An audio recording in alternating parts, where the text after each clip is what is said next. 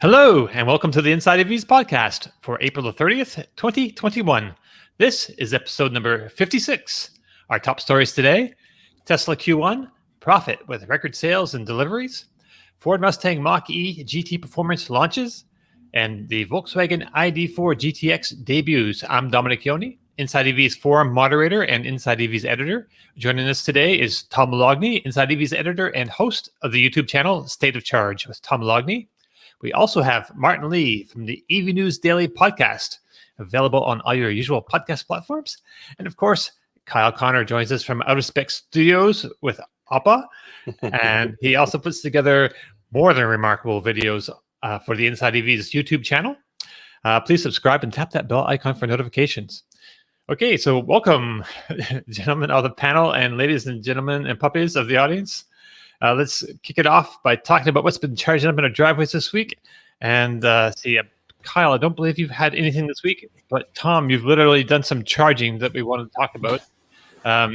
So first of all, I understand that we've put up a video about the charging the Mustang Mach-E, the normal one, from 0% to 100%. And how did it do?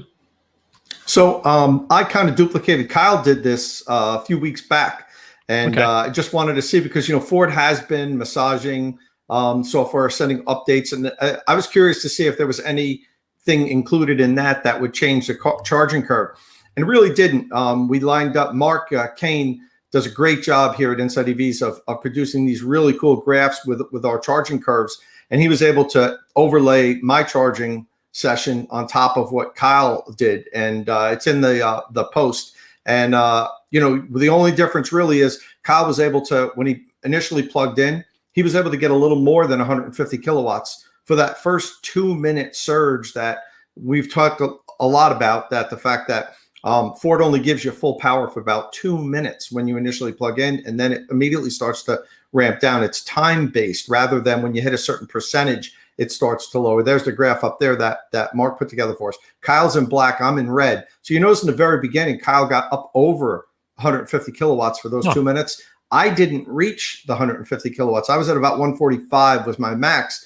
But then after 2 minutes, it drops down. And then the curves look really similar, except for in the middle at like 35%.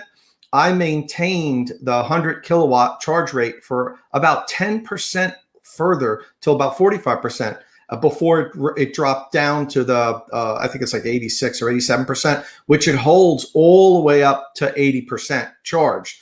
So I held on a little bit longer, so it looks like something's going on there. And in the end, and this is what really sounds terrible, and we talked about this before. I charged. It took 3 minutes less for me to charge than Kyle, and it was 2 hours and 29 minutes. And it took Kyle 2 hours and 32 minutes. Now that sounds crazy, and it is, but you have to understand the 0 to 80%, which is what most people would be doing, or they might be doing 10 to 80%, something like that. Right. It took me 0 to 80%. It took 47 minutes, and Ford promises a 10 to 80% charge time of 52 minutes. So I plugged in at 0, and I still finished up 5 minutes quicker than what Ford promises. So they were a little conservative, I think, with what they promised. Now that said, it's not the best charging capable electric vehicle out there. I mean, we're just talking today, the Hyundai Ioniq. There's a video out there now that it charged to 80% in 18 minutes. Yeah, we'll be talking about that. Yeah, in 18 minutes, I was still at like, I think 38% charged or something like that, a touch under 40% charged after charging for 18 minutes. So yeah, this isn't setting any records, but I'm also not killing it that badly because, I was able to get from 0 to 55% charged. And I say 55% charged because I like to see how much does the car get in 30 minutes of charging. Okay. And in 30 minutes of charging, I got to 55%, and that's 150 miles. And that's based on either the EPA or really, I did the highway range test with the car where I outperformed the EPA, and I got 285 miles, not the 270 that it's EPA range rated. So for me, it might have been 153, 154 miles. it's so close that it really doesn't matter. So in 30 minutes, it gets about 150 miles of range if you plug in at a very low state of charge. And to me, that's acceptable. It's not great, but it's good enough if you're not doing cross country Kyle road trips. But the average person might drive, say, 400 or 500 miles where they have to just plug in, say, one time, kind of in the middle. And then it's not that bad of a wait. Is it great? Absolutely not. But the segments, the time to get to 100 miles, you get at 100 miles of range in about 17 minutes. Not terrible. Again, not the best. So overall, I was actually impressed because I had seen everybody talk about how terrible it was. And I looked at some of the other charging videos, plug in charge fail. People it wasn't initiating. I used the car. I used plug and charge 5 or 6 times. It worked every time perfectly. Just pulled up, plugged in, it started charging. And then, I got the results are there that you could take a look at on Inside EVs. So for me, I think because the bar was set low, I was like, this isn't as bad as I thought it was going to be. I think everybody else, every time a new EV comes out now, we're expecting it to just charge faster than the last one and to, really do, set a new benchmark. And that's not going to happen with every car. So I think because I had seen Kyle kind of have some difficulty and some other people say, road trip fails, when everything worked for me and the charging wasn't that bad, I was like, this actually isn't that bad. Now, we put up the chart here and I showed at each state of 10% increments how long it took me to reach. One thing that you'll notice at 80% charged, it was still drawing 74 kilowatts until that's when it falls off the cliff and drops down to 12 kilowatts.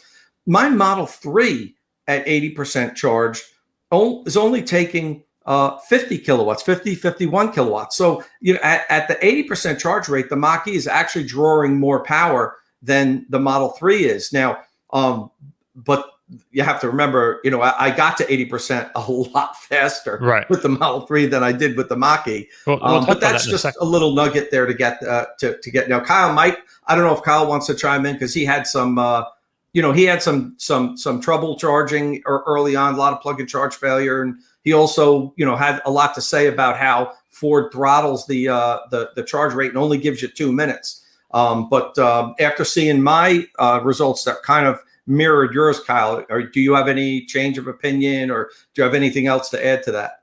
I think it's terrible. I really do. I think you're going to spend $60,000 on a car and it's not that bad. That's not acceptable. This is supposed to be the halo, electric vehicle for Ford. I get that there are certain people that will never DC fast charge this car. There are also certain people that will DC fast charge this car and have no idea that they need to go, let's say up to 85, 90%. There are countless stretches out here in the Midwest, here in Colorado, Wyoming, Utah, where you have to get almost 90, 95% charges on this car, which can take upwards of an hour and a half, even starting at 20% state of charge. Now, the whole methodology behind the charging curve, no charging curve should ever look like this graph that you're looking at here on the screen. It should be a smooth taper where they keep the cells at top voltage for the entire charging session, just right on the edge of blowing up. And, I'd say that a little bit aggressively, but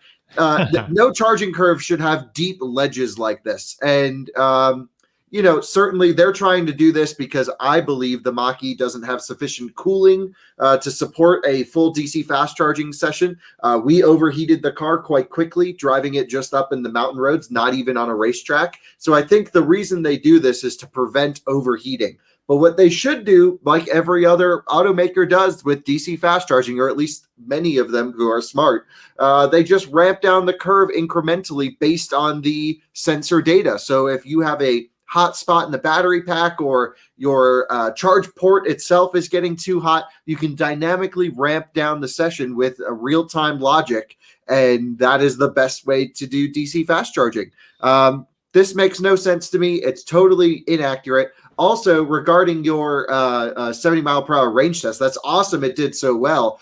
I have yet to personally experience Mach-E getting amazing efficiency. I have seen 3.2, 3.3 miles per kilowatt hour, which is roughly what you did on certain stretches with a tailwind.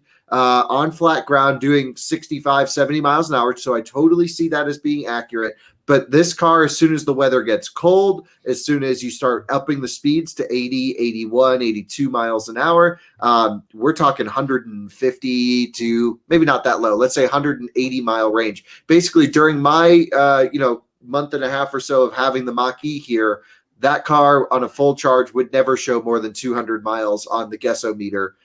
Based off of my driving, which is a lot more aggressive, but that's a huge disparity from 270 down to 180. I think there's a really interesting consumer thing here that we need to address, because Kyle, you said it on a podcast months probably ago now when you first tested the Mach-E, or maybe it was off air, but you said it should be advertised as a 100 kilowatt charging car. And I heard you say that. I was like, yeah, okay, I don't really understand. Like, you're really passionate about it.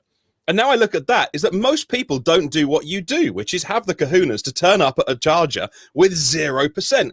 Right. I don't get any pleasure in that. And certainly my wife gets super stressed below 10%. So like, we turn up between 5 and 10% at a charger. I would never, ever see the advertised charge rate on this car. I would only ever, if I spent my 60 grand, this for me is a 100 kilowatt charging car. And so you're absolutely right. They advertise it as one thing, but at what point is it false advertising? I mean, they're not lying, are they? They're not being okay. I think they're not being untruthful. Like they would say, "Hey, it charges at this speed." Listen to what Kyle has to say, because it's unique with the Mach-E. Right. It's a unique charging curve. Yes. So if you were to plug in at 20% state of charge, you in fact would get 150 kilowatts longer than we got 150 kilowatts plugging in at 0. You got to explain this. Okay, so the Mustang works like this. This is why we keep saying it's a time-based charging curve. And there's a video that I put out that kind of explains it, but not really. And the answer is based off of your starting state of charge, pretty much regardless of temperature, as long as it can accept max current.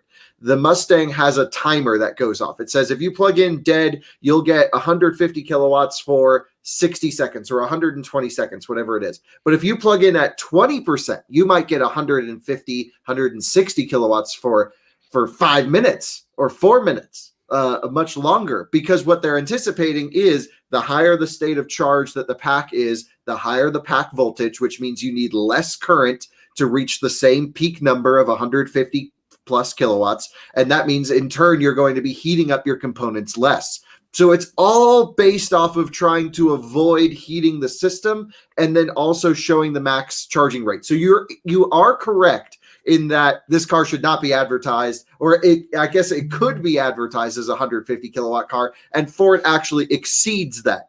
But it very much depends on when you plug in. It's unlike any other electric car that if you plug in a Hyundai Kona at 40%, or if you plug one in at 0 at 42%, you're going to get the same exact charging speed no matter what, given the same temperature conditions. I'm so used to EVs and the BMS looking at the pack voltage, so say a cell voltage 4.2 volts, and making out that calculation in terms of the buffer that we call it, based on how much current can I pull, based also on those other variables of what kind of charging have I got and what's the current temperature, what's the pack temperature at the moment. So to have that kind of time-based, more of an ambiguous, like we know we can pull this amount of current, but then we think it's going to get hot. So you've had your time at 150. It's time now to knock you down.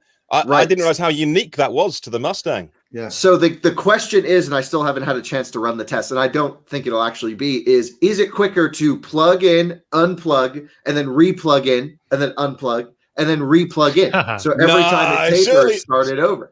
But here's the thing. It lets you go back to max current when you do that. So you get 150 kilowatts, you fall off the ledge, you unplug, you plug back in, it goes back to 150 plus kilowatts every time. Oh, that's madness. Yeah. As long as there's no initial connection fee, which would charge you a ton of money. No, there's not in the US then actually give that a go. But the thing about it is there's a reason why Ford is only giving you it for that small period of time. And Kyle's probably onto it. It's probably because of overheating components. Right. So if you were to do that, you might be successful and it might actually charge a little bit quicker. But I'm sure if you were to do that on a consistent basis, you would run into problems. So we are not advocating Mach-E. I don't think you would run into problems. There's still that underlying layer of software that will have temperature protections on the entire charging system. Okay, I still want to say Inside EVs is not advocating Mach-E owners do that. Okay, well, Kyle is advocating. Yeah, Out of Spec Motors says do that. Yeah. But and Martin, that's one of the things that's difficult to even explain with the Mach-E. Like the charging curve will change depending on what state of charge you plug in, and that's not generally the case with EVs. I mean, they might change a little bit, but not like this. I mean, we could produce 10 different graphs, Kyle and I, on charging curves at different state of charges when the car's plugged in. Tom and I could spend the rest of our life graphing the Mach-E's charging curve. And all we would do is confuse owners. You know what I mean? Because they'd look at one and then they'd look at another and say, well, which one is it? Well, it's both, so it's that's one of the things it's frustrating. And it goes back to, I knew Kyle was going to have a strong opinion on this. That's why I asked him to follow up and then say everything I said was wrong. But, and it does come from the perspective of where you're at. Kyle and I have very different driving habits. Kyle drives like, he lives in Colorado and he works in North Carolina. He does that commute every day. I'm here in New Jersey, and at most I might drive to my in-laws in Vermont, which is 250 miles away. I might go to Massachusetts, Boston, down to DC. We're talking maximum 300 to 400 miles. Maximum. If it's more than that, I'm getting on a plane, guys. I'm sorry. That's like a trip to the grocery store out here. Yeah. So for me, DC fast charging is okay once a month. I use DC fast chargers way more for Inside EVs to test cars than I would ever use them in real life. Kyle's the opposite. Like, he lives at DC fast chargers. And so, I think we have to qualify that when we talk to potential Mach-E owners. Kyle on one side saying it's terrible. Ford should never have done this. On the other side saying, you know what, it's not that bad. Go get your Mach-E, and it's not going to be a problem for your charging. It really depends on how you're going to use the car. If you're going to drive the hell out of it, if you live in the Midwest maybe and you have to go 400 or 500 miles just to go to Walmart, it might not be the best car for you. But if you're going to be able to charge at home and you rarely drive more than 300 or 400 miles, this is not even going to be an issue. You're almost never going to DC fast charge. And when you do, you're going to plug it at 20%, you're going to unplug at 80%. And you've added, 150, 160 miles, and then you make it to your destination. So you have to understand there's no one answer on, is this is this car, road trip capable, quote unquote, because there's very different types of road trips. Oh, yes, you can go on a road trip. We've already proven it. We made it to California and back. It just took a little bit longer than others. Sorry, Dom, can I just check one thing? The 80% is non-negotiable. So I've seen That's your non-negotiable. Newland's videos, Kyle's, Tom's. They all seem to get to 80%, and then it bangs. Regardless temperature, anything like that. That's awful. Well, it goes down to L2 charge rate. There is one nice thing about this 12 kilowatts, though, is if you're running heat or AC, it'll pull a little more to compensate for that. That's not a positive. I was just trying to give it a little something. But so sometimes you'll see like 16 or 17 kilowatts because you got the heater maxed out. But it's the exact opposite of what you told us about the ID.4 charge curve, which is just basically like you've done it with a pencil and just drawn a smooth line. That's the way it should be. And I hope consumers, again, we're here to provide this information, and there's other sources, but I hope consumers know, because again, like, my wife loves EVs. She doesn't care about how they work. And so she'd be in the service station eating her McDonald's and be thinking, 85%, I'll head out in a bit. And like, you should know, like 80, it's just a non-negotiable.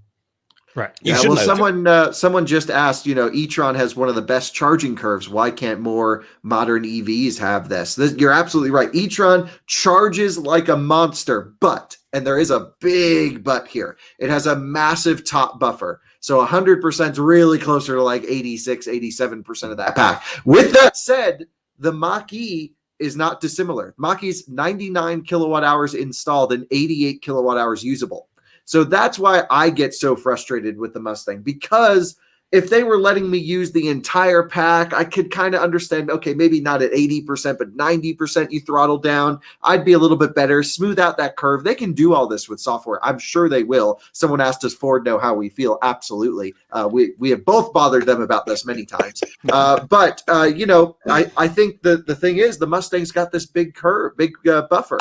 So why can't it charge better? That's the question. And it's just because I think they had to rush it to production. And I don't think Ford cares. I don't think they realize how important DC fast charging is for a certain group of owners. It's sort of like saying your F-250 has a 900-mile range. Awesome. But if you're driving it across Texas with a trailer on the back, it's going to take you 2 hours to fill up. That doesn't work.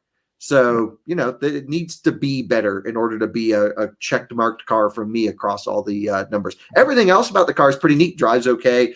On the highway, very comfortable, really good noise, and NVH, pretty good sound system. Really, looks are subjective. It's a good car. This is just its one weak point. Sure. So a couple of questions. So is this will we see the same sort of charging curve for the smaller? This is the extended range battery, so it's like a slightly larger battery. Will we see the same type of curve on the smaller version of the battery? And also, do we think that Ford will improve this charging curve over time as it learns more about batteries? I mean, Ford is pretty new to EVs of their own kind of making, and this is their own platform. This is their own time really designing all that kind of stuff inside. Right? Yeah, I'm sure they'll make it better, and the standard pack has the same problems. Right, but it'd be about the same sort of curve that we think? You mean currently or will be in the future? Well, when it's available.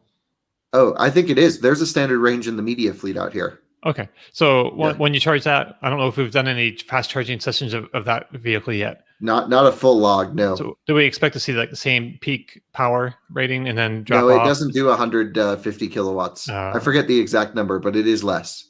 Okay. I think it's the same curve, just brought down proportionally by the difference in pack size. Okay, that makes sense.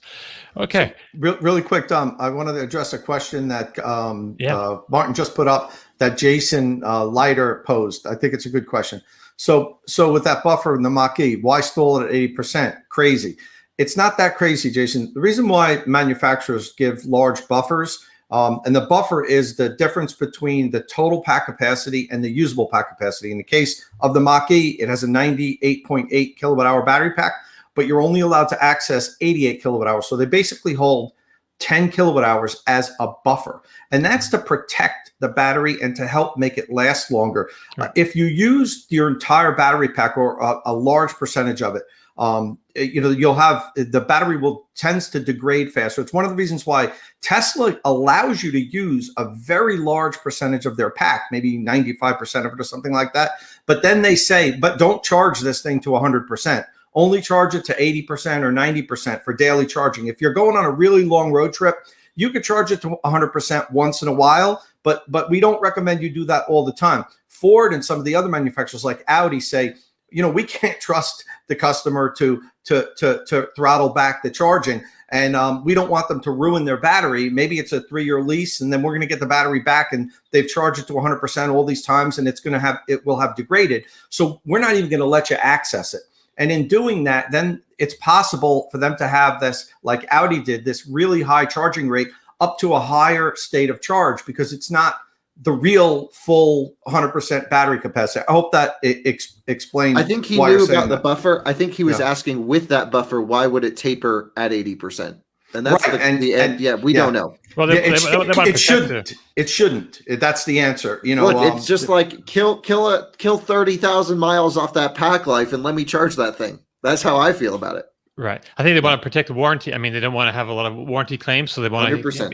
To have a lot of safe buffer going on there. So they'll be able to say, look at the number of pack replacements on Mach-E versus XYZ, and it's going to be a lot less. Maybe. And who knows? I don't actually think it's that big of a deal. I've seen a lot of companies when they come out with their first EV, and I know Ford's had EVs, but those are compliance cars. We really can't even talk about them. But when they bring their first true electric vehicle to the market, they get really conservative with a lot of things. BMW did that with the i3 initially, and they held a bigger buffer than what they do now in the car. And as a matter of fact, even after we had the cars for like a year or two because I was I had one of the first i3s that came out. When we took it in for service, they opened up more of the pack's capacity through software because their data showed that it wasn't the packs were holding capacity better than they predicted. So it could be the case with Ford that they're releasing the vehicle like this. They're being ultra conservative. Then all of a sudden we notice a year or two later, this curve looks different, or maybe they open up more capacity. Audi opened up more capacity on the e-tron 2 years into its production. They opened up, I think, 2 or 3 more kilowatt hour than what they were originally holding in the buffer. So we could see that also with Ford. Right on. Hey, and I guess you also did some charging with the Model 3. I think we'll talk more about that next week, but do you want to just set us up for what's coming? Sure. So I finally got around. I had a 2019 Model 3, and I did the 70 mile an hour highway range test. We got 290 miles on that. And then I followed up with the 0 to I think I only did 90% DC fast charge, the V3 supercharger. So now I sold that car, got a 2021, and I was waiting for the weather to be nice because I got it over the winter, and it's finally nice enough to really do a good range test. So I did the 70 mile an hour range test, followed it up with a 0 to 100% V3 supercharger test. So we're probably going to be talking about that next week. I will say I was able to cover 310 miles from 100% charge down to, I drove it about 5 miles after the state of charge hit 0. So, the EPA, now we talk about this a lot with right. Tesla. The combined EPA range rating on my car is 353 miles. The highway EPA range rating is 333 miles. Now, in Kyle and my 70 mile an hour highway range tests, and here's another, I got to give Mark Kane props. Mark produced some fantastic content on Inside EVs. He put together all these charts and graphs comparing, the highway range and then DC fast charging. But what he showed on our 70 mile an hour highway range ratings is, while we might not be hitting the EPA range rating, we are hitting, in most cases, the highway EPA range rating, which is what you would hope for and expect. Tesla typically doesn't. They usually, their EPA range ratings, we are showing time and time again, are unrealistic. Whereas with the other manufacturers, like let's say the Mustang Mach-E I just did, I finished up with 285 miles, and the highway range rating I think was 249. So I blew past that. I blew past the combined EPA range rating, and this was the same test on the same roads about 6 days apart. And it was actually the temperature was very similar. So we're showing again and again that while, and I love my Tesla, I wouldn't trade it for anything right now. The range on Tesla is unattainable. It really is, unless this is very slow driving. There's the chart that we're looking at. Take a look at that on Inside EVs. You see the little lines we have posted there for the highway and the combined EPA range rating, and then you show how far we got. Take a look at the cars that are don't mate their range rating. They're the Teslas. Look at all of the other cars. Nearly every other vehicle at least hits or exceeds its highway EPA range rating. So, I don't think we have that updated with the Mach-E yet, but it's interesting. And I'm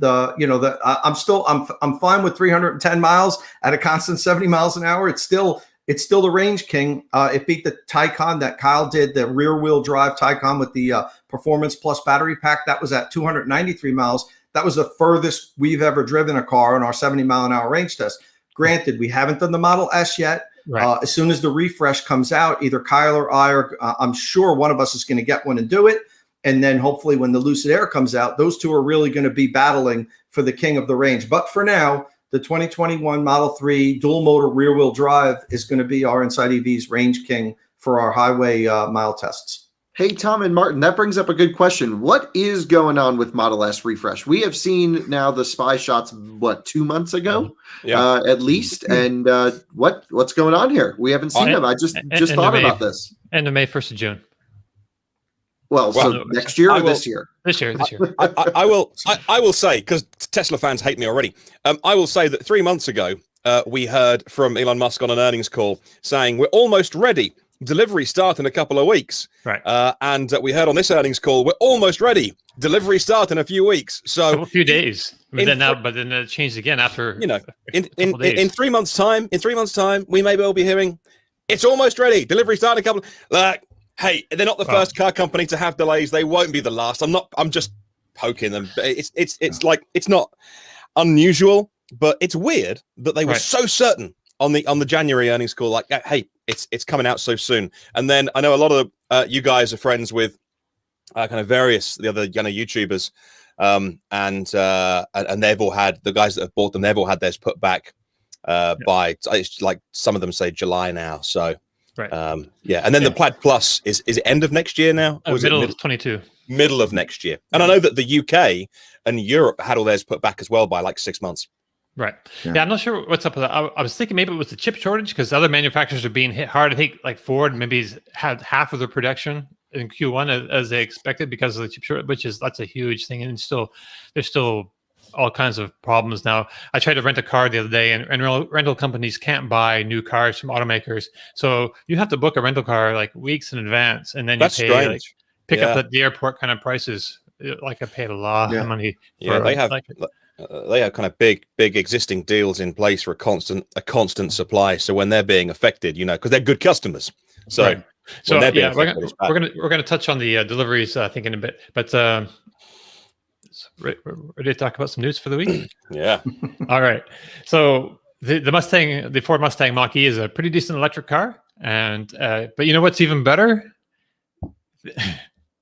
The Ford Mustang Mach-E GT, or better yet, the Ford Mustang Mach-E GT Performance. Yes, that's right. Ford has just launched 2 versions of the GT trim of the Mach-E, and you can order them online now or through a dealer for delivery in early fall. These are both all-wheel drive, of course, and they are both quicker than the standard Mach-E, the premium Mach-E extended range. And in all-wheel drive, with extended battery, they have sportier suspensions, wider tires, bigger brakes, performance seats than the more pedestrian Mach-E trims. Still, there are some key differences between the two. So let's start at the price. The regular GT starts at $59,900. Add destination and subtract the $7,500 federal tax credit, and that's effectively a $53,500 car, and that's $5,000 more than the premium extended range all-wheel drive Mach-E. Then the GT Performance starts $5,000 more than that at $64,900. Then that's effectively a $58,500 starting point. These kind of numbers freak me out. But so that's a pretty good price. Now, personally, I think if you're already spending $54,000 on a car, why not just spend $5,000 more and get the top spec? In fact, I don't even think Ford should offer 2 performance versions so close in price, but maybe Kyle can tell me why I'm wrong about that in a bit. So let's just take a look at what one offers over the other, starting with range. Now, this is the only place that the GT beats the GT Performance. 250 miles EPA on the EPA compared to 235 miles for the Performance. They both have the same horsepower at 480, but the GT Performance has a bit more torque. So that's like 600 pound-feet compared to 630 pound-feet. And that helps the GT Performance edge out the GT in the 0 to 60 by 0.3 seconds. So it's either 3.5 or 3.8 seconds, depending on which you get. They have the same size tires. They're slightly wider, I believe, than on the slower Mach-E's. 245 R20s, and they're both mounted on 20-inch wheels. However, the GT wheels have aero covers, while the GT Performance get pretty nice-looking wheels, and that is partly why the GT Performance gets a little less range as well. The rubber is not equal. The GT is on all-season Continentals, while the Performance is on Pirelli P0s summers with specially formulated rubber just for this car. They both get performance-oriented seats, as I mentioned, but while those in the GT are described as simple sports contour seats, I'm making air quotes, the GT Performance gets a set of front chairs from Ford Performance, which is Like it sounds like the performance arm of Ford Motor Company, and they make race cars basically. The big differentiator for me though is the suspension. The GT Performance gets MagneRide suspension. That uses like a high-tech voodoo magic thing to make the car handle better by automatically adjusting to what the car is going through, what it's doing. Basically, the shock has little bits of metal or something in the shock fluid. And according to what the car sensors are telling it, a magnetic field aligns the particles, or I guess unaligns them, which changes the viscosity of the fluid. And that makes the shock absorbers like act differently. It's kind of neat. I believe it was developed by Delphi for GM back in the day. Like it's been around for a while, and it used to be on Cadillacs, but it's been on like Ferraris, like the Ferrari LaFerrari, I believe has this. But Mustang has had it. Mustangs have had some of the higher performance trims for the last maybe 5 years. So also interesting to note is that both of these cars have Unbridled Extend, which is a track mode made for non-public roads. It disengages stability and traction control to some extent, at least, and alters the power split so that the rear axle gets 60% of the power and the front 40. These cars both have both the different front fascia than the standard model, the Mach-E, with the carbon insert noses, and then they have like air curtains behind to bring, or on the bottom to bring air to the wheels. And they also have active grille shutters to bring more air in for improved cooling. So Kyle, how anxious are you to get one of these on a track? Can't wait. Sounds really good. Everything on paper looks awesome. Can't deny that. I think the ability to turn off stability control is a big plus, something you cannot do in the current Mustang, which is very un-Mustangly. Basically, the current Mustang, if you go into it as a performance car, which even like a base Mustang, you can still slide around a little bit. It's not that.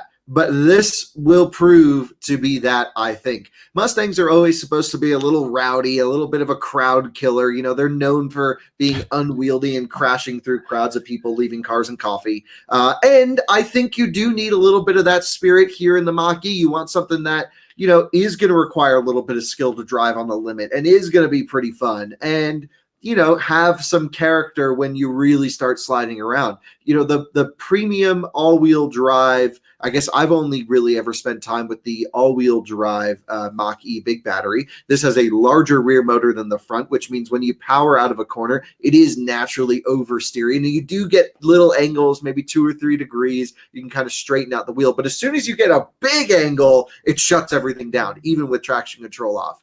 And so this is going to prove to be really fun. Can't wait to do some track stuff with it. We're definitely going to be destroying some tires on the Mach-E GT. And can't wait. All looks good. That, should have better cooling, Ford tells me. We'll have nicer seats, of course. I don't even know why you wouldn't spend the money to get one. You're so close. Right. It's like it's right there. It's like 5%. And you're already so much money. I do see the differentiation need between the GT and the GT Performance. It's very much like the Model Y Stealth Performance and then the Full Performance. There are a lot of people that want sort of the best power, but also the best range. They don't need the really tight seats. They're not really going out there to drive the car hard. They just like to do the red light drag race thing. This is most Tesla owners just love the acceleration more so than actually taking it to track days and ripping it around canyon roads. So this solves that need, which is a big need. And it's still a good one. It's still fun to accelerate very hard from a stoplight. So, I see the difference in need. Personally, count me in for the Performance Edition. And honestly, this Performance GT Performance Edition sounds like it might even sway me from an ID.4 all-wheel drive, which we'll talk about in a little bit. Not that I'm really going to be buying one of these things. I don't plan to, at least. But it's just so much more aggressive than ID.4. See, ID.4 versus the normal Mach-E, for me, it's an ID.4 win all day long because it's not trying to be something it's not.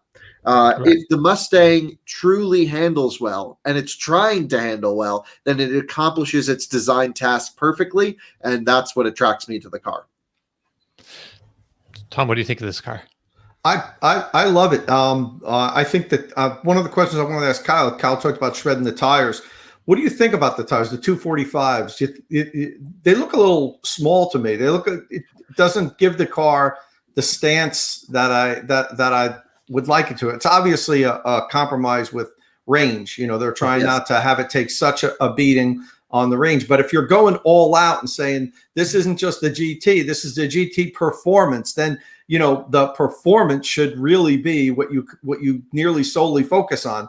And it looks like they kind of the Ford way. Yeah. Because you think of it in the Mustang lineup, you can get a GT and a GT performance, and then you get the GT350, then you get the GT350R, then you get the GT500, then you get the GT500 track pack. They always want to have something better. So I don't think this is the last we'll see of performance upgrades. You always got to leave a little room on the table to keep making news later on in its cycle. And, the one thing we haven't seen for Mach-E yet, which is kind of surprising, is a really strong aftermarket.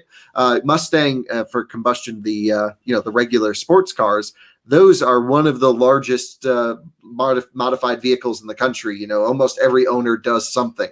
But we've not seen a big aftermarket for the Mach-E yet. And I hope this GT brings a new wave of tuners and suspension modifiers and looks and things like this, because that's really some of the appeal of the Mustang, is the aftermarket support to make what Ford did even better for your intended purpose. That'd be interesting to see. I know we've seen a lot of people, modifying like their Teslas, with whatever. We've seen a lot of people wrapping their Teslas orange, but not really modifying them. Right. There are like Mountain Pass Performance has some awesome stuff. Yeah, love those guys. They're really, really good stuff. Yeah. Right. So it'd be interesting to see if these kind of parts end up on the market because I don't know if people actually see the Ford Mustang Mach-E as an actual performance vehicle, right? But maybe this will change with this. Well, the regular Mach-E is not a performance car. I mean, it can't even handle being ripped up a mountain road without overheating. That to me is just like, nope. But this has increased cooling. Even though the front and rear motors are identically sized, I believe Ford's going to, overclock that rear motor or something, give it more power until you go wide open throttle. I'm not sure. We'll have to play around with that calibration on track. Figure out how they're going to make it oversteery with similar power front and rear. They have a lot of weight to control here too. The weight's in a good spot, thankfully, close to the ground, but there's still yet to be an electric car, I would say, other than Taycan, that I would call physics defying. And Taycan really is a true performer and weighs, I think, more than the Mach-E, or right around the same. So there's hope here. We know some of the Ford performance engineers. I know them personally. They're some of the best in the industry. I just hope the accounting doesn't get involved. Just let them do what they want to do. So Keith Linton makes a great point. But 35 or 235 miles?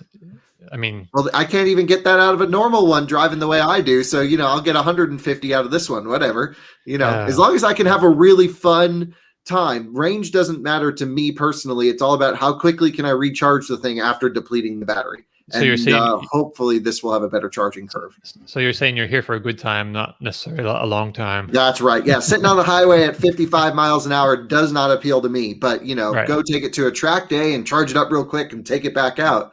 Now we're talking. That's the thing. Use the right tool for the right job. How many people that have a super high performance gasoline Mustang drive the thing, 800, 900 miles on road trips? I'm sure people do, but for so many people, especially people I know around here, that's their weekend car. That's their have fun, drive it around, take it back. Every time you drive it, you clean it and put it back in the garage and wax it. You clean it when you get to your lunch stop. Exactly. So every EV doesn't have to have a 400-mile range. I totally get how people, especially people new to EVs, expect that.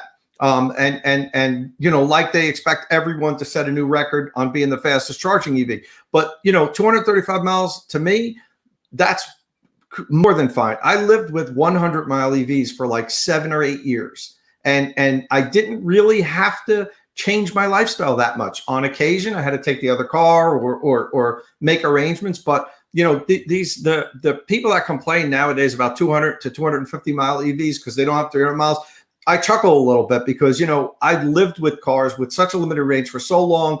And after kind of figuring out how to fit this into your life, it really was not a compromise. So, but I do understand how people new to electric vehicles look at that and say, oh, only 200 miles. My car gets 400 miles, right now per tank full. And that's my benchmark. Yeah, I totally agree, Tom. Right tool for the right job. I own 2 EVs that go less than 60 miles. We have the Electric Smart and the BMW i3. And I plug those things in once every 2 weeks.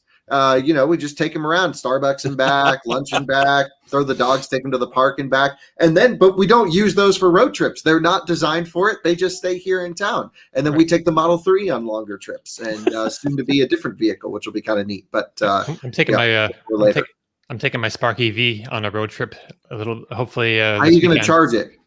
When I say road trip, I mean Spark EV size road trip. How far? How far? I mean, to the Walmart down the block. Basically, I'm going down to the coast. That's a road trip for a Spark. I'm going down to the coast, which is only like I think it's like 30 miles or so. But then but it gets close to my range, end of my range. If I go down the coast and all the way back again, that's like kind of dicey. But they've just opened a DC fast charger in the south end of Crawfordville on Highway 98. Will your car DC fast charge? Because doesn't it have issues charging on certain chargers like Electrify America? Right. This is on Electrify America. This is a 50 kilowatt charger that I believe Duke Energy has put in.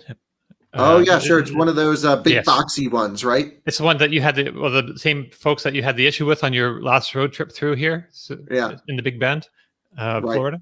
Right. This is the same outfit, and hopefully it'll be online this weekend. I've got to get in touch. And that was one of the hardest charging experiences I've ever had. That's for sure. Right. I mean, there's this area of the country is kind of sparse. Like when you get right on the coast in the Big Bend, there's like nothing there. It's nice though. I love it down there. The state parks are beautiful. Right. We camped down in that area for a little while on our road trip last summer, and beautiful spot. Man, Florida is gorgeous. Yeah, there's St. Mark's Lighthouses down there, and that's what I'm really looking forward to getting out and going seeing, because that's a great place to go crabbing or kayak fishing.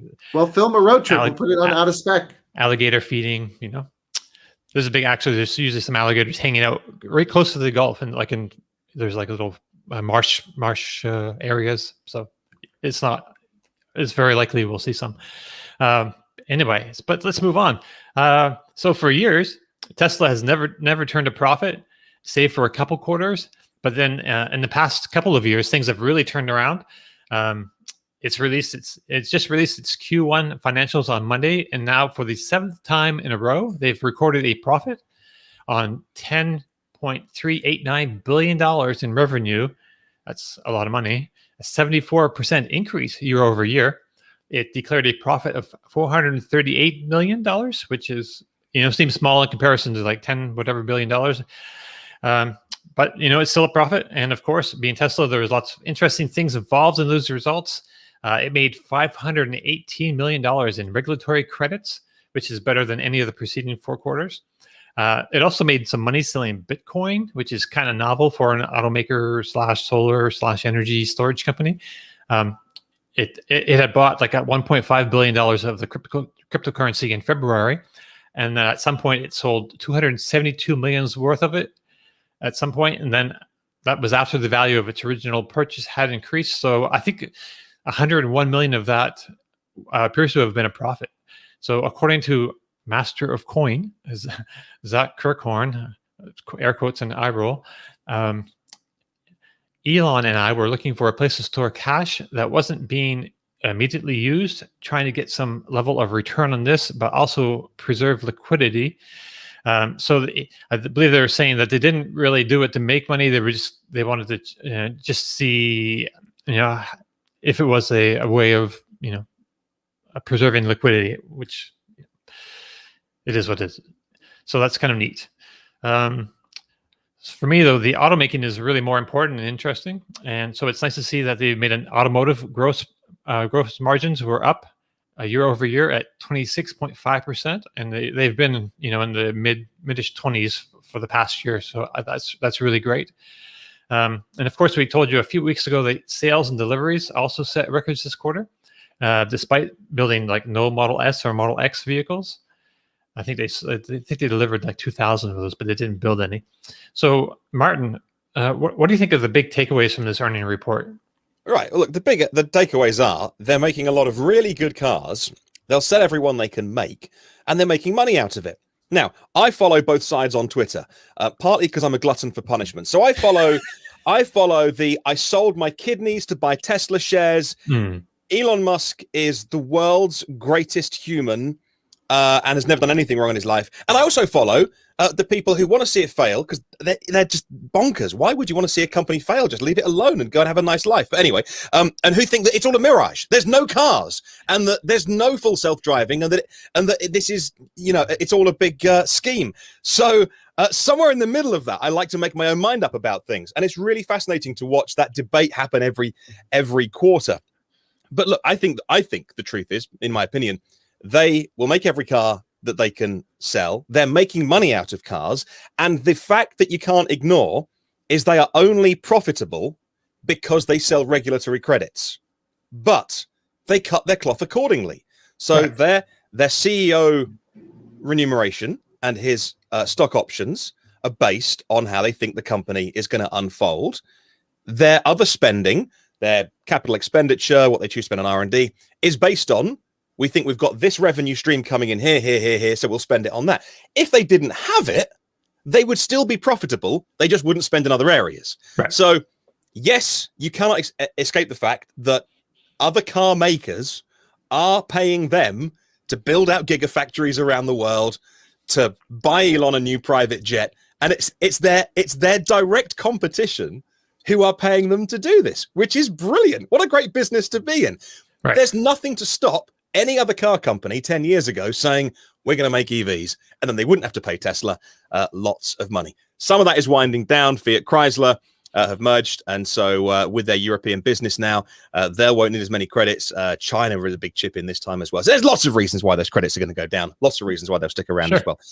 But average selling price was down because they're not selling. They sold 0 S's and X's, and it didn't affect the business. And so, as I've said for a long time, cut them loose. They don't need to make the S and the X. Now, they're not going to get rid of them because they've just refreshed them, but they are immaterial to the business. I like them being in the business because it spells sexy and I'm a child, and because they're nice cars to look up to. It gives their engineers something to play with at the top end, and hopefully that tech filters down to their cheaper cars. It gives them a chance to fight with Mercedes and BMW with cars like the EQS, etc. So, and Lucid. So I want them to keep those cars, but they're immaterial to the business. So they could survive on 3 and Y. What else was interesting? Cybertruck, very little mention, just pushing it back. Austin and Berlin, very little attention, just pushing it back. Some production out of Europe this year. Yeah. But we heard 3 months ago when Elon Musk said one phrase, I expect volume production out of Berlin in 2022. And I heard that and thought, but I thought it was going to start in June, July. So I'm just going to sort of drip a few cars out. But when you think about it, the Model Y is coming out of Berlin, entirely new rear end, entirely new front end, not from what they're making now, but it's a whole different method, a whole different, yeah. And it's the 4680 cells from the pilot line in California. So if that pilot line isn't ready to ship enough cells over to Germany, and shipping lithium ion cells is doable, happens all the time, but it's a pain and it's dangerous. Then that's going to put Berlin back. So very little mention for that.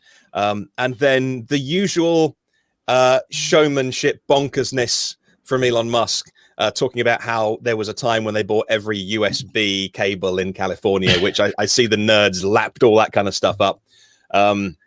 They did publicly air their laundry with the recent sad crash, which took 2 lives. And they talked about that on a financial earnings call, which I strongly disagree with. The Tesla pros will say, oh, we're just defending ourselves because people keep attacking us. And as I reply, there's being attacked and there's being a good human being, and let the investigators do their work. But there was a lot of washing their dirty laundry in public, which I don't like. Maybe it's kind of British and I'm more reserved, but just don't be using that forum to discuss, those kind of things. So let the investigators do their job.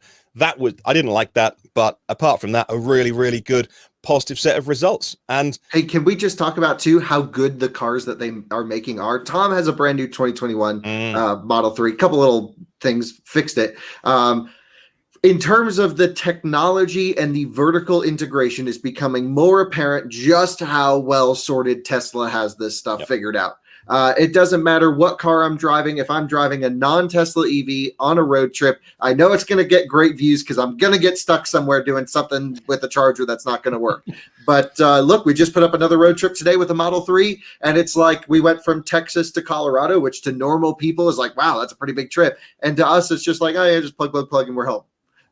Totally amazing in terms of thermal management, of range. Even though they don't reach their EPA range, they still have really good range. All around awesome. This Model 3 that I have, almost 90,000 miles. It's fixed itself. I think I mentioned on the podcast. It had a squeak 2 weeks ago. That was terrible. It sounded like the whole car was going to fall apart. Perfectly fine now. And, it's great. So software updates to mechanical components is just something we didn't even expect from Tesla. Let's be clear. There wasn't like these little micro bots that woke up and went and fixed the car while you were sleeping, Kyle. I'm sure whatever was squeaking or rattling just I'll tell you how we isn't fixed squeaking and rattling anymore. I jumped it, and then it was fine. Right. We got all four wheels off the ground. Noise went away. All right, so you're like the Fonz now with the jukebox, right? Just boom, and the squeak goes away. I don't understand the reference, but oh god, isn't that terrible? Too young. Guy to get doesn't it. know Happy Days. Jeez, we're here with a little baby, but that's right. Very well informed baby. Let's be clear about that. At least I can come off that way. I don't know how true that is. I know we need to move on. We're almost at an hour, but the one thing that I want to ask all you guys is, when is it okay to stop focusing on Tesla's quarterly earnings? We don't talk about that with any other car company. Well, we're not a financial. I know, but I'm just saying. I know that was a big discussion for years because when is Tesla going to make money? That sooner or later they have to make money. Okay, this is 7 quarters in a row. Next quarter will be 8 quarters. It will be 2 years. If we go 2 solid years of just consistent reporting, can we just kind of maybe mention it really quickly and move on? Do we need to really dive into this? Are we going to do this with Lucid now? Every quarter talk about profitability or whatever? Well, maybe for a while, and that makes sense. But at some point, I think we can move on. I think Tesla has established themselves. Okay, they're not going away, guys. Just my 2 cents. No, that's good. That's good. I hope Tesla expands their energy side of the business too, because I have one of these power walls sitting in my garage, just in a box, and I'm not sure what to do with it yet. But if anyone has any ideas, or if anyone knows how to integrate a power wall with the junction box into a trailer or RV with solar, let me know. Ooh, that'd be an interesting project. I'd watch that video. I'd like to do that. So the thing with the Tesla earnings is that they also have like the call, and that's when a lot of like Tesla news comes out, and so that's kind of another reason why we do still pay a fair amount of attention to the earnings things. So on this particular call, he also made some. Musk gets a chance to speak and make some points. So this time he was very keen to point out that the Model 3 is selling better than any other luxury sedan in the world, surpassing the BMW 3 Series. I should say Model 3 is not really a luxury sedan, I don't think. But hasn't it been doing that since the start? But this graph used to have the Audi A4 on, and this graph used to have the C-Class on. So they're comparing the Model 3 to the E-Class, and they're comparing the Model 3 to a Q5. Very different car. Right. Now, look, Audi make a ton of A's and Q's that are all technically kind of premium, you could say was a premium sedan or a premium crossover. But it's just a weird choice. They've taken it because 2 years ago, this had the A4 on and the C-Class. Does the A4 sell the 3 Series now? No, it probably... no, I don't think anyone buys it. It still does better. I'm just saying that they present... What they do is they present a lot of incomplete data, and the world jumps on it and goes... Like, as Tom says, everyone goes doolally, and no one stops to goes, this is an absolutely pointless graph, because it's a snapshot of some... cherry-picked data. I'm not saying that if you added the A4 and the proper competitors in, it would change the graph. It would probably still be number one.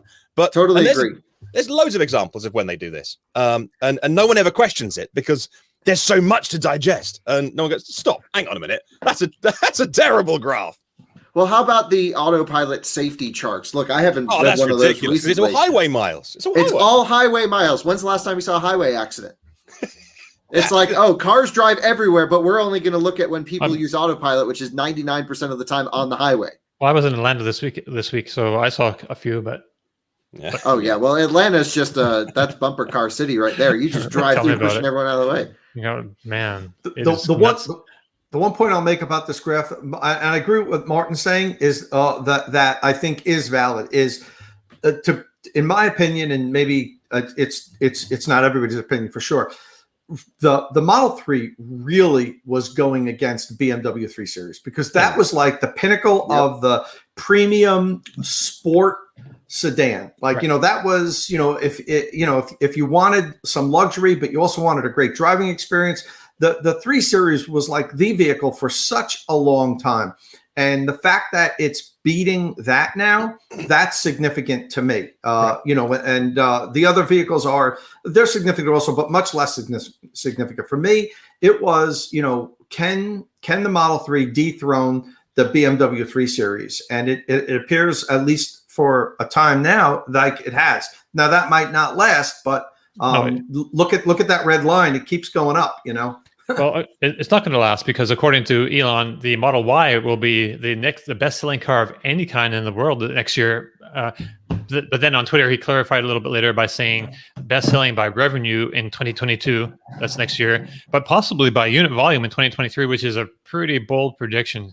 And so that's when, like, the mark on your calendar, if people like pointing out Elon when he gets things wrong or when he gets things right. There you go. So what's it going to go up against? The F Series, or he would say that's everything. Because he said vehicle. He didn't say truck or car or right. The vehicle, best-selling vehicle of any kind was the quote. Best-selling car, I guess. Yes. No, he said car or vehicle. The quote was the best-selling car or vehicle of any kind in 2022. Okay. No, he also said level 5 autonomy was coming this year as well. So sometimes you do wonder if he's listening to a bit optimistic. Yeah. Right. Yeah. Better to be optimistic than pessimistic. Hey, but quickly, but the deliveries of different things. He also said the Model S would begin shipping in May, and I suspect that's going to be closer to the end of the month. Tesla updated its delivery guidance after this call, and the Model S Plaid is said to be delivered by them in June, July area. Then Model S Long Range in August, September. Then the highly anticipated Model S Plaid Plus only in the middle of next year, 2022. The Model X, for whatever reason, doesn't begin shipping again until September. So they do expect to ramp up production of that pretty quickly, though. And once they start, it's going to hit, they expect to hit like over 2,000 vehicles a week. And so that'll be interesting to see if demand remains that high enough to sustain those production levels, because while they are getting like new battery packs and motors and power electronics and a quote unquote PlayStation 5 level infotainment system, they sold fewer than 50,000 of the S and X last year. So doubling that would be an achievement. I think they'll sell them. The Model S and X have been the weakest ever. Now they're very strong in the lineup. They're a halo product. They have some minor styling tweaks, sure, but it's all about the tech with Tesla. And now they're finally back on top with S and X, especially Plaid Plus. It's going to be a great time to be in the used market for a Model S or X, because all the owners are going to upgrade to these things. Not here. Which Model S is that? This is UK. So let me just share what I see on Tesla UK. Long range, all-wheel drive, nothing this year, nothing next year. Right. What? Nothing next year? Well, it says end of 2022. Okay. In Tesla time, that's 2023. Yep. What? Like, no, I know UK small market right-hand drive were a pain in the bum. I get that, but wow. Can't you just import one from the US? No, it won't work. So why? I don't know. It wouldn't. I think you can take them across, so you can drive to Canada. You could drive down to Mexico, and I think it all works. But then when you start crossing continents, they some of them stop. I don't know. I know the closest example I have was Shmi bought that GT500 here, and now it's going to live with him over in the UK. So somehow it must be possible to get a car. But they charging adapters and all this stuff too. So it's kind of worked out. I have a friend who took one of the first Model 3s, lived with it in Switzerland for a year and a half, and then once they sold the European Model 3, shipped it back here, ran a cannonball, and then sold it. Whoa. Wow, that's cool. Hey, so we also learned that the 4680 cells appear to be at least a year away from volume production, and maybe as much as 18 months. Since those are what will be powering Cybertruck, I think it's safe that the ramp up of production may be slower than many had hoped. I think we were looking at the end of this year for Cybertruck to begin trickling out of Texas, but I don't think it's going to make it. I don't know. I'm getting less or more and more pessimistic. I think the Hummer EV is going to be like the first electric super truck available, and even that's going to get small numbers. But yeah, Tom? We haven't even seen the real production version yet. Yeah, you know, that's true. how many tweets what about have we Rivian? heard coming soon? Coming soon. Oh, yes. Oh, Rivian's sorry. June, right? Yeah, that's actually, I should say. I That'll take be that the back. first. It's Yeah, a Hummer. good point. Rivian Yeah. is really a super truck too, because it's got that same 3 seconds 0 to 60 going on, and Yeah. great range. And Kyle, everything. do you have any friends that have one, like an early reservation that you'll be getting a hold of one soon For after the Rivian? Either Yeah. one, the pickup. Yeah, cool. Yeah. I've got a friend here in New Jersey that claims he's one of the very early reservation holders, and that he's probably going to get it in June or July. So we'll be able to do some testing with it here. So I'm looking forward to that. Yeah, can't wait. Look, there's so many cool cars that are going to be coming out here soon in the truck world. I am just going to be so open-minded as to who buys these things. Basically, I'm going to be shocked if we see current truck owners transition into an electric truck. I think we're going to see a whole new audience that has never been interested in pickup trucks start to buy them. Yeah, it's going to be interesting to watch the whole thing play out. I think that even to Rivian's truck, to some extent, that will happen. A lot of people getting into trucks because this is like, just something that they never saw before in a truck. Yeah, well, we saw 6 Rivians out in the desert a few weeks ago, and man, they looked so cool. Big waves back and forth, just awesome looking things. I think Rivian's going to win from the emotional capturing of their marketing team, their adventure network, their styling, their ruggedness. I don't think they're going to be leading the way in terms of tech. I think we're going to leave that for the Cybertruck. But I think the Rivian's going to capture a lot of people on just the emotional buy. And then the Hummer's just going to be all the batteries, all the motors, and we'll spin the earth backwards when you floor it. I think the Cybertruck, though, is going to have like the volume. It will be the volume leader in electric vehicles, or electric trucks, at least for some time. They got like 700,000 or more pre-orders. I mean, they won't all translate into sales, but they're going to be making. There's $100 for a pre-order. Everyone and their sister got one. No one's going to pony up the rest of the money for that thing. We'll see. I mean I think it's going to be. Yeah, but I think it's going to be less than 20% conversion from order to purchase. Okay, I can tell you, I know at least 10 people that have orders in that will not be buying one. Okay, I think they're going to be production constrained, just like Rivian's going to be production constrained for at least a while. Absolutely. I think it'll outsell the others. Yeah, I agree with that. Right. Okay. Well, we're a little over the hour, and we haven't even hit our third story. So we've had some time now with the Volkswagen ID.4 in rear-wheel drive, but now the ID.4 GTX has launched. At least that's what the all-wheel drive version will be called in Europe. Here in the US, it should just be the ID.4 all-wheel drive. So that's all-wheel drive here. And then in Europe, it's the ID.4 Royale. In here, it's just with cheese. Okay, never mind. Pulp Fiction reference. So this gives the ID.4 a good bump in performance. It's going to go from 201 horsepower to 295 horsepower, which also reduces the time it takes to get to 62 miles an hour. That's 100 kilometers an hour, to 6.2 seconds. So that might be like 6 seconds flat to 60 miles an hour, which is, of course, very decent. Interestingly, though, the new front motors won't be doing any work, really, unless you really put your foot into it. The GTX intelligent control system determines how much power is distributed to the two motors. In most driving situations, the rear motor is powering the EV by itself. The front motor isn't powered until there is a loss of traction, or if the ID.4 is being driven aggressively. So maybe Kyle will see the front motor get some use, but many other people will not. The range could be a bit less than the 501 kilometers or 311 miles in the rear-wheel drive version this gets. So this one will be rated for 280 kilometers or 298 miles. That's WLTP. The GTX gets a bit of a styling boost. The front end looks pretty much the same, except for like there's like 3 stacked lights below the main headlights there. The rear looks a bit better as well, I think, than the first one. The sides don't have that contrasting bit at the bottom as well. On the other versions, the sides have like this dark gray or black kind of molding looking thing along the bottom of the sides. So this keeps the body color the same all the way down to the ground. And let's see, the inside is also a bit snappier with the help of a 30 color ambient lighting setup and contrast stitching and a few touches here and there. There's also a sports package available, which lowers the body by about 15 millimeters or 0.6 of an inch, and that comes with progressive steering. That's so the more the steering wheel is turned, the more direct the steering ratio becomes. A Sports Plus option also adds adaptive suspension, and that'll be great to see. Anything that helps the suspension on the ID.4 is a plus in my book.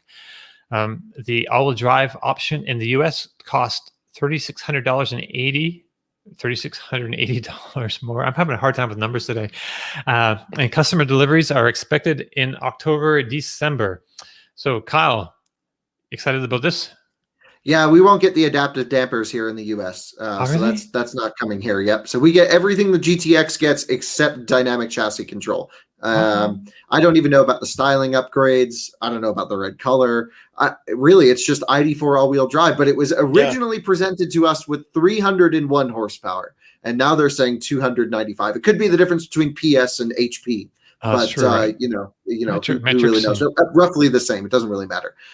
Personally, yeah, if you need all-wheel drive, great. I wouldn't buy this as a performance option, though. You still have to approach this as the mindset that this is the comfortable cruiser. Now you're going to get a little bit more acceleration. Yeah. I personally don't think it was needed for daily driving. 6 seconds to 0 to 60, man. That's it's nice. not that fast for an EV, though. It's not going to feel like mind-blowing. I mean, you get used to a P100D Model S after 2 or 3 launches. The thing with an EV is you're always comparing it to your last acceleration, not other cars, because it's going to feel fast sometimes after like a DC fast charge at high state of charge, and then it'll feel slow, and then it'll feel fast. It's not like a gas car that's kind of consistent every time you floor it.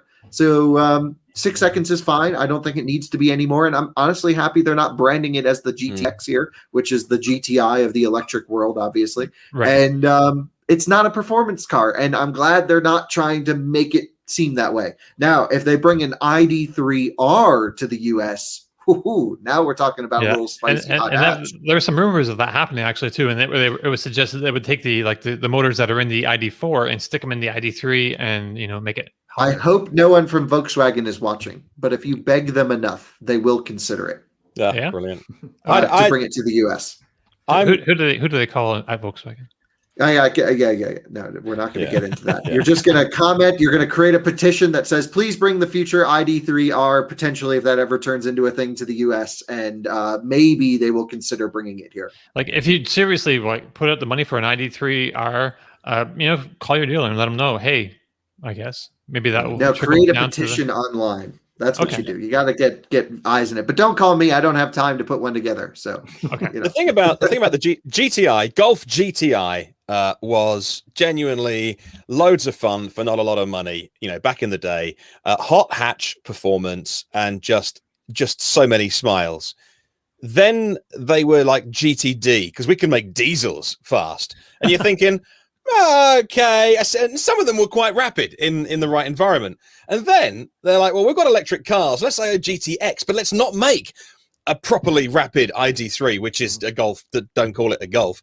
But let's put it in the world car, which it makes sense to the bean counters because the ID.3 isn't available where you are. But they did in the presentation. We're also not getting it. No, exactly. But in the wonderfully German presentation of this, which was set in an aircraft hangar with lots of flashing lights and pumping techno and a turntable that moved music, and then and they drove it up a ramp, and they were like, "Now you can drive it up a ramp." And I was never at any doubt that they would make a car that couldn't drive up a ramp. The 2-wheel drive version can do that. And then there was lots of animations. It was wonderfully German and bonkers. But I think I was saying now. It was just something about the presentation. But they did just say sporty several times. Sporty and sustainable. They were saying, "Oh, we've made a sporty yet sustainable car." And you think you shouldn't be saying that about this car because, with respect, in the segment, 6-point-something seconds.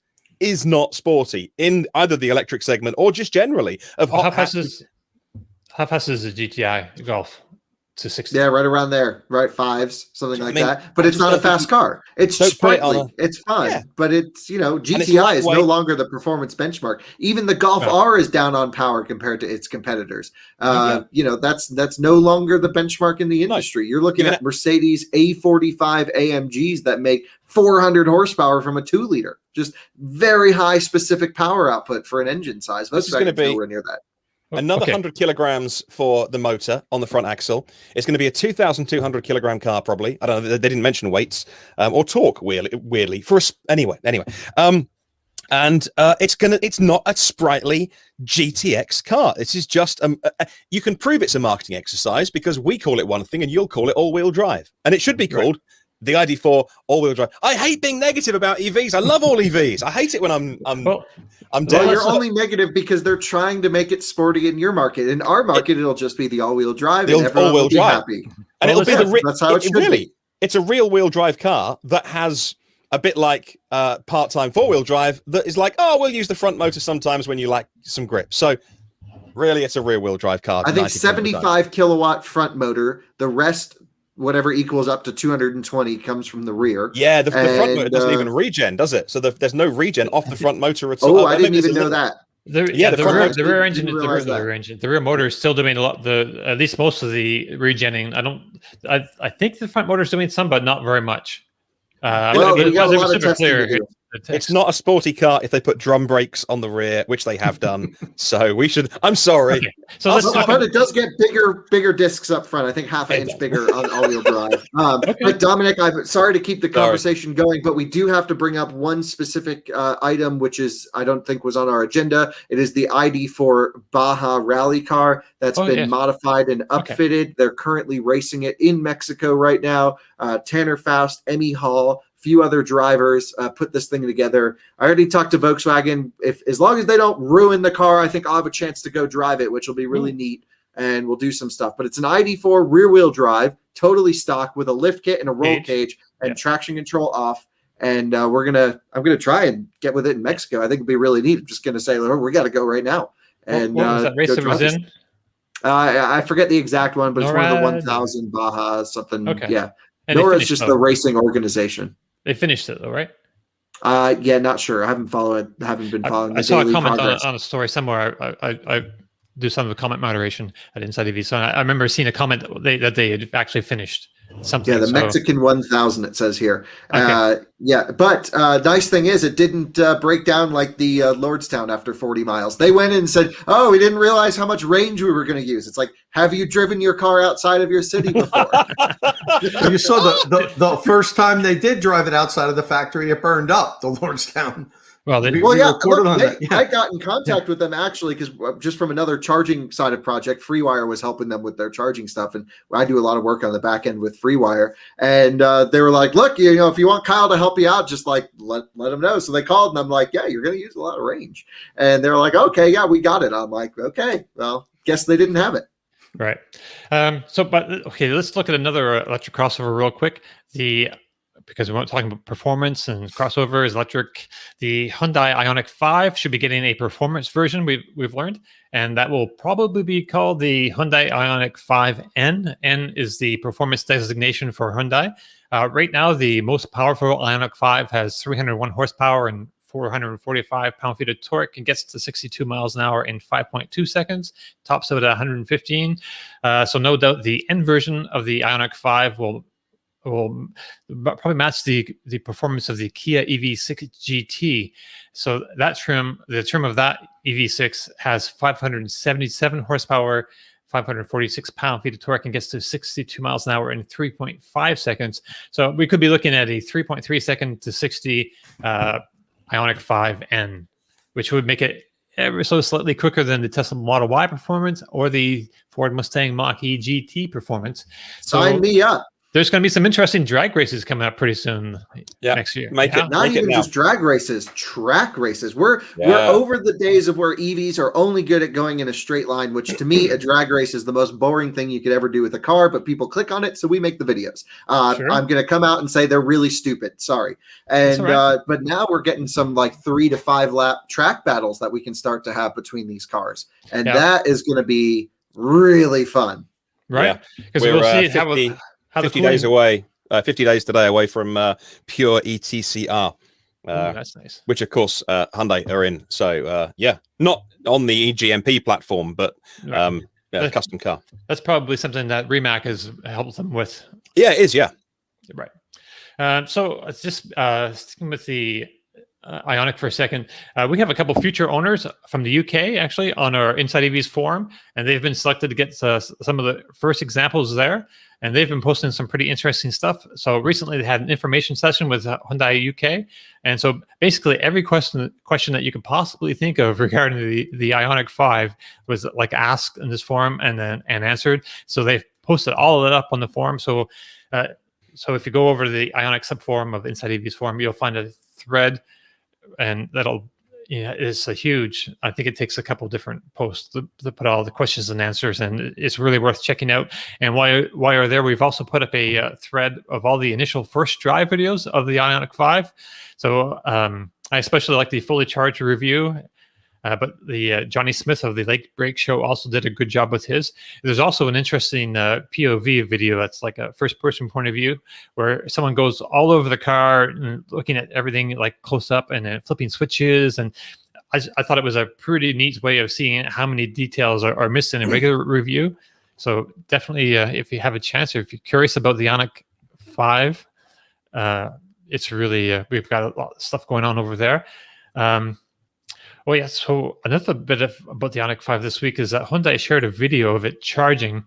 Oh, this is great. Yeah. Yeah. So compared to this, like how we started the show, looking at the Mustang Mach-E charging curve, and it's like, and Kyle was saying that, so you want to see like a nice smooth curve, and this wasn't exactly that. So I believe it starts out at about 115 kilowatts at like a 10% state of charge. Yeah. Where are we? Here we go. Yeah. Here we go. Right. So look at that thing. What? Yeah, it's a very weird charging curve, isn't it? That doesn't really make sense. Look, the numbers are great. They're bigger. So there's less to complain about. That does put a mask on some of my complaints. But no charging curve should look like that. And what it tells me is it's early days in the software. Similar to the Mustang, and I'm sure they can optimize even farther. The reason they would do it, especially with this much power, is they are stressing that pack so much harder than the Mach-E. So there is a little bit of like leniency in, I guess, how mad Tom and I get about charging curves as to this is really going to heat stuff up. 150 kilowatts on a 100 kilowatt hour pack isn't really. This is 230 kilowatts? 220, I believe it peaked up, which is weird because it's on a 70 something kilowatt hour pack. That's a whole nother, zip code we're talking about here. Right. And this is really sets the benchmark for fast charging, I think, for a lot of these cars. I'm not sure if I think it's even quicker than the Teslas at this point. Yeah. And someone just commented too, NC, who's been a longtime viewer of our show. Thank you so much. Yes. He said it seems like it needed preheating. And that absolutely could be the case, that someone in the marketing department just took a car that sat overnight and plugged it in. Right. So it starts at like 115 kilowatts at 10% state of charge. Then at 14 to 15%, it increases to 187. And then again to 220 at 29 to 30%. Then at the peak hour of more than 225 kilowatts appears to be reached around 51% state of charge. But then the power quickly decreases, because of it gets too hot. So it drops way down to 120 at 52 to 54%. Then it stabilizes and it shoots back up to 170. It's all over the place. And then by 70 to 80%, it decreases to 130 to finishes out. So, but still, that's like a 10 to 80% state of charge in 18 minutes. Yeah, awesome. But it's a good baseline. And once Tom or I get the chance to spend some time with it, we will confirm whether this is accurate or not. And I notice it goes up and down like that, and that drives Kyle nuts. But what you want to look at is the average draw. Like, the Audi is 150 all the way across a straight line. Kyle loves it. Maybe it's his OCD. It doesn't bother me if it jumps up a little bit like that. I'd prefer it to be straighter. But what you really want to look at, what is the average? And it looks like, just eyeballing it there, is maybe 175 kilowatt average from 10% all the way up to 80%. Which is fantastic. Yeah, 180. You were close. Okay. Yeah. That was awesome. Yeah. I didn't see that chart there. Yeah. So, this is what we're talking about. I mentioned what Mark does before. See all these charts that Mark makes you can't get this stuff on any other electric vehicle website. Nobody produces these in-depth charging graphs that we do on Inside of. Well, Mark Kane does. I want to give him props. Mark for is that. great. Yeah. Yeah. I mean, you take a look at this stuff. If you're like a charging nerd, there's no place else you need to go. Then look at the charts that Mark puts together. It's such deep dives. All the information about the charging curves are in there, and what a great job he does. Kudos to him on that. Peak charging C rate of 3, which is that's a lot. That's not bad, right? Yeah. Well done, Hyundai engineers. You did it. You smashed it. Right. Hey, so we're getting pretty late into this. So I just want to mention that on the site, if you want, you check out, there's a video of the Rimac C2 doing some crazy acceleration runs. It's quicker than the Bugatti Chiron. It's basically the quickest thing. It'll be the quickest production car in a quarter mile. It just in this like test run with like not even full power yet, they hit like 8.95 seconds in the quarter mile at 156 mile an hour trap speed. 0 to 60. And if you look at the screen, the battery's at 82%, and they're like, "Yeah, we didn't fully charge it." Like, talk about showboating, right? Right. It's like that's faster than the new McLarens. That's with a 0 to 60 of only 2.42 seconds. That wasn't like on a prepared surface or anything. It's just that's some dusty old disused road they were on, and they're right. like, in "Yeah, we're on some old rubber, and it's it's just some old road we found. It's like not a drag strip, not the proper tires, not fully charged. They didn't engage launch control because they haven't written the software. Yeah, amazing." Oh man, there's so many things we didn't get to today. Because we wanted to mention too that Ford is opening up its own Ion Park sort of battery center to look into, see. Sort of. I mean, it's a battery center of excellence, which it is. But that's very different to a lot of the headlines where Ford are making their own batteries, or even Ford are taking the first baby step to making their own batteries. They're really not. They're only doing a validation lab to make sure that the stuff they're getting in is right. Bench tested and for their various vehicles. Because there's a difference between what is it GM is spending on there with LG. It's either 2.4 or 4.2. I've got the numbers transposed. Billions that's of dollars. Big difference. Right. to build two. Manufacturing, but GM has its own center of excellence for batteries. I mean, they have this. Yeah, but they're building cell factories. They're actually going to make whereas this is 200 million of investment to bring all of their various bits of people around the sprawling empire of Ford into one building, which is not, they're making their own, which is as it was reported by those not in the know. So its main mission will be to allow Ford to quickly scale breakthrough battery cell designs with novel materials once the company vertically integrates battery cells and batteries. And it's $185 million. That's not actually a whole lot of money for this kind of a thing. So it's like still the beginning steps of Ford looking into, battery and cell development. And so, as we could see on the Mach-E charging curve, it looks like they still have some ways to go to learn about, cells. I mean, they're still pretty new at this. GM and Tesla have been doing it a lot longer. So, I mean, it's good to see them addressing it, though. It's really a necessary step, and it's something that they were saying just like last year. They just changed CEOs. So in September, the former CEO Jim Hackett said the company would not build its own cells, and but now we're looking at a battery center of excellence, and looking into doing just that in the future. So there's that. So let's just wrap that up. If you care about more news, InsideEVs.com has great news daily. That's right. We do. What a plug. Yeah. Right. Tom, there's one comment that I didn't get to that was about a half an hour ago, really quick, and because this is important to me.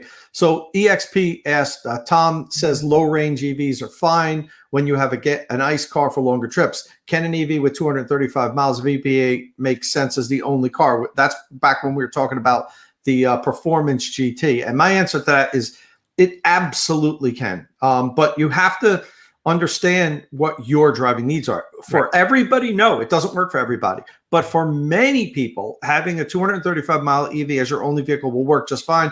One tip I like to give people is, look, if you're concerned about range, put a little book in your car, clipboard or something. Every single day, record the amount of miles you drove that day. Reset your trip odometer. Do that for 2 or 3 months. And then take a look at it and see how many days you drove more than 200 miles. That'll give you an idea of during your daily life how often you're going to need something that's more than 200 miles of range. So that's or just if you do need it, just find a DC charger nearby and make sure you know where it is. Exactly. And that's Kyle brings up a great point. Where do you live in the country? Is there decent infrastructure? Where do you need to travel to, even more so than where you live? Because you don't really need DC fast chargers right around your house. And unless you live in an apartment, you can't charge at home. Where you need them is where you're going to. So if you're going to Wyoming and anything that's not a Tesla, you can't. It's impossible. I cannot drive to go to basically Montana in a CCS vehicle from my house. So 235 miles, that gets me to Jacksonville, that gets me to Tampa, Orlando. It gets you to any DC charger along the way on major routes. Yeah, it gets me to the beach and back, St. George Island, which is 200 miles. That's really my benchmark, is 200 miles. Yeah, so you have to understand what your needs are, EXP.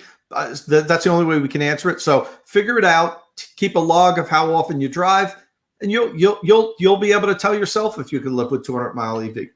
Nice suggestion. Yeah, and the argument of someone commented here that you only need that 5 times a year, let's just say, but that's people buy cars for the 1% of the time they use it. Track cars are sitting in people's garage. They go to track days maybe 5 times a year. Right? You get road trip cars. You buy a Suburban because maybe you'll tow a boat and put the whole family in there every season. I don't know, but you don't buy a car for your daily use. Almost any car can do that. You buy it for, what you may end up doing or envision yourself doing with it. I mean, some people have the luxury of having like a two car house where they have a city car, and then they have the option of a I'm a fan of that. Vehicle. I actually think it makes sense for a lot of people to have your short range smart electric Fiat 500e Spark EV. Use that 99% of the time, then fire up the gas car for a trip. Well, I like the idea of a longer range electric car, but that's sure, but works for whatever. Yeah. Okay. HPC race is starting now in the US and the EU. What is the HPC race? High power charging. High power charging. Yeah. So it's people are talking about plugging into 350 kilowatt chargers and saying there's not enough of them. There's an increasing. I don't know. Compared, actually, we should compare continents actually and look at how Electrify America are doing. I'm working on that. Don't worry. Okay, I'll shut up now. And doing a lot of studies. Yeah, don't worry. Got that going.